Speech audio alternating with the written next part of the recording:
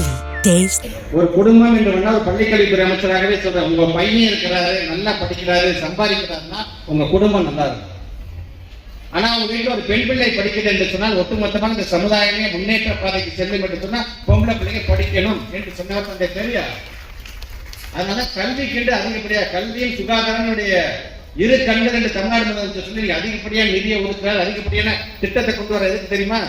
நாம படிச்சிருக்கலாம், படிக்காம போயிருந்திருக்கலாம், ஏதோ வேலை கிடைக்கிற வேலை செஞ்சுக்கலாம். நம்ம புள்ள அப்படி இருக்கக்கூடாது. பிள்ளைங்க நாலு எழுத்து படிக்கணும், இங்கேயே மட்டும் இருக்கக்கூடாது, வெளி மாநிலத்துக்கு போகணும், வெளிநாடுகளுக்கு போகணும் என்று நினைக்கக்கூடிய ஒரு முதலமைச்சர். அதனாலதான் நம்முடைய முத்தமிழர் கலைஞர் மறைந்த போது அவர் மிகப்பெரிய ஒரு கவிதையே எழுதினார். அவரோட குரல் அந்த கவிதை கேட்டீங்கன்னா அழாத மனுஷன் கூட அழுதுடுவான். இத்தனை நாள் வரைக்கும் உங்களுடைய தலைவரே என்று நான் அழைத்தேன். ஒரு முறை கூட நான் உங்களை நான் அப்பா என்று அழைக்கவில்லை. இப்பொழுதாவது ஒரு முறை உங்களை நான் அப்பா என்று அழைக்கட்டுமா தலைவரே என்று சொன்னாரே தமிழ்நாட்டோட முதலமைச்சர். இன்னைக்கு அவர் கொண்டு வந்த திட்டத்தின் காரணமாக ஒட்டுமொத்த மாணவ செல்வம் இன்னைக்கு அவரை பார்த்து அப்பா அப்பா அப்பா என்று அழைக்குது. அது போது எங்களுடைய தலைவர். சட்டமன்றத்தில் பேசும்போது எத்தனையோ திட்டத்தை நான் கொண்டு வந்துட்டேன். என் மனசுக்கு நெருக்கமான திட்டம் என்று சொன்னால் காலை உணவு திட்டம். இவ்வளவு நாள் ஏன் இங்க வருகை தந்து எத்தனை பேர் உங்க பிள்ளைகளுக்கு உங்க பேர பிள்ளைகளுக்கு நீங்க சாப்பாடு போட்டு நீங்க ஸ்கூலுக்கு அனுப்பிச்சு தெரியாது. சில நேரத்தில் உங்களுடைய வேலையின் பொழுதின் காரணமாக நீங்க நேற்று வரைக்கும் சாப்பாடை சூடு பண்ணி கொடுத்துருக்கலாம். இல்ல வேலைக்கு போயிட்டு ஒரே மத்தியான சாப்பாடு சாப்பிட்டு சொல்லி இருக்கலாம்.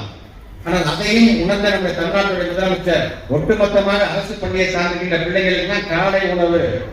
ஏறத்தாழ ஒரு நாளைக்கு 20,73,000 பிள்ளைங்க வழியாக சாப்பிட்டு பள்ளிக்கூடத்துக்கு போறாங்க என்று சொன்னால் அதற்கு காரணம் தமிழ்நாட்டுடைய முதலமைச்சர் அவர்கள் தான் சொன்னாரு.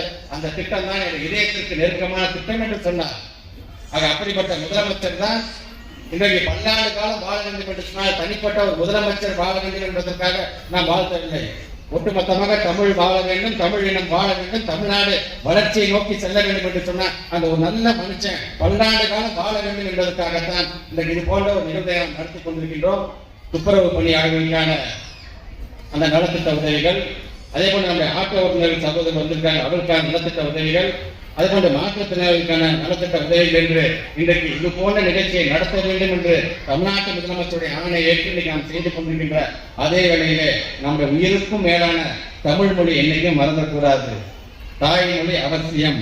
அதே போன்று நம்முடைய நாட்டினுடைய உரிமைகளை பறிப்பது யாராக இருந்தாலும் சரி அவங்க மீண்டும் 2026 2021 எப்படி பதிலடி கொடுத்துச்சோ அதே போன்று தமிழ்நாட்டுடைய முதலமைச்சர் மீண்டும் அவரே முதலமைச்சராக வருவார். 200 தொகுதிக்கு மேல வெல்வார் என்கின்ற வகையில அந்த பதிலடியை நீங்கள் வழங்கிட வேண்டும் என்று சொல்லி உங்கள் அனைவருக்காக இந்த மகளிர் தினத்தை கொண்டாடுகிற இந்த வேளையில் நாம் எல்லாம் மனதார பாராட்டுவோம். தமிழ்நாட்டு முதலமைச்சர் வாழ்வாங்க வாழட்டும் என்று சொல்லி இந்த உரையை நிறைவு செய்கிறேன். நன்றி, வணக்கம். Taste Daily. Taste